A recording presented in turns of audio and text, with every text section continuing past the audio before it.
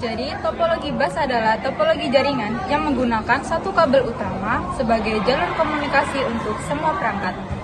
Kemudian, fungsi kabel utama yaitu untuk menyalurkan data antar perangkat. Kemudian, fungsi terminator yaitu untuk menyerap sinyal agar tidak memantul kembali di ujung kabel utama. Kemudian, fungsi T-konektor yaitu untuk menghubungkan perangkat ke kabel utama. Kemudian kelebihan topologi bus yaitu biaya pemasangannya murah dan kekurangannya jika kabel utama rusak, maka seluruh jaringan terganggu.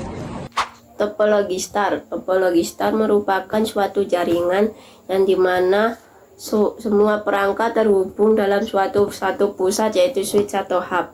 Topologi jaringan star ini berbentuk seperti bintang, di mana setiap perangkat terhubung langsung ke pusatnya.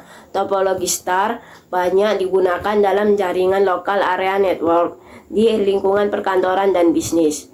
Nah, untuk cara kerjanya sendiri, topologi star ini di mana semua data yang akan dikirimkan akan dikelola di switch atau hub ini yaitu pusatnya. Dimana jika si komputer ini akan mengirimkan ke komputer yang ini, maka dia akan mengirimkan datanya melalui switch atau hub ini dan dia akan mengelola dan akan mengirimkannya ke sini.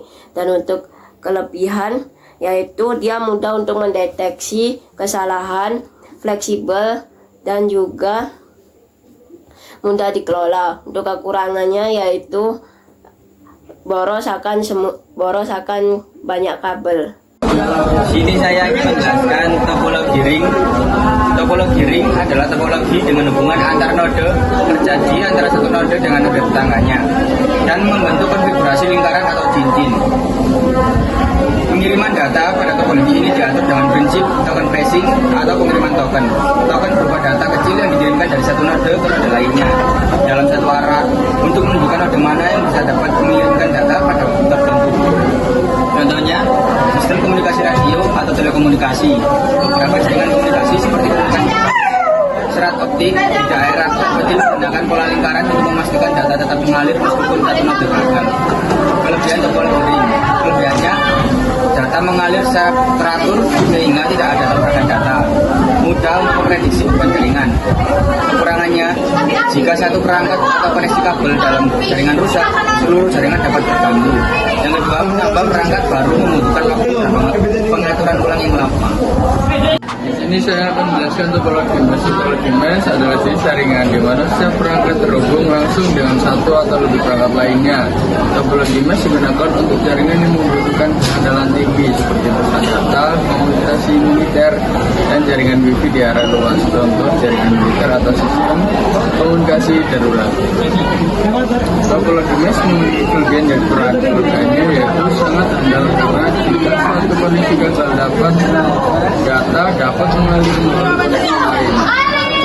Jaringan yang membutuhkan kecepatan tinggi dan keamanan tinggi. Kekurangan yaitu biaya instalasi dan pemeliharaan tinggi yang membutuhkan kabel dan perangkat keras kompleks untuk dikelola. Topologi jaringan hybrid. Topologi jaringan hybrid merupakan topologi jaringan yang menggabungkan dua topologi jaringan ataupun lebih dari topologi jaringan. Nah, yang saya pegang ini merupakan topologi hybrid, yaitu gabungan antara topologi star dan topologi ring. Dalam topologi ini ada 3 kelompok topologi star yang terhubung dalam satu pusat topologi ring.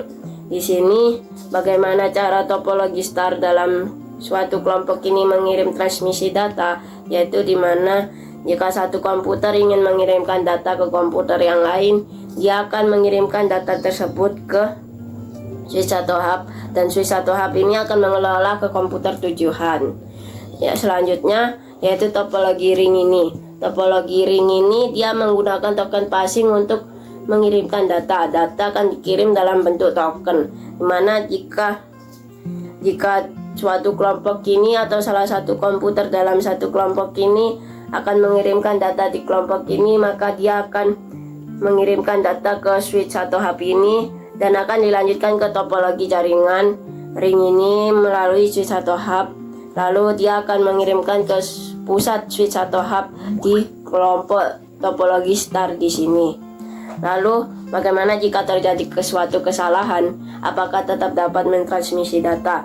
Tergantung terdapat kesalahan di mana. Jika kesalahan terjadi di satu komputer dalam suatu kelompok jaringan star, maka yang terusak koneksi datanya adalah hanya satu komputer ini. Yang lain tetap akan terkoneksi ke jaringan utama. Jika satu switch atau hub di dalam satu kelompok rusak, maka semua komputer ini dia tidak akan mendapatkan jaringan dari jaringan utama itu tersendiri.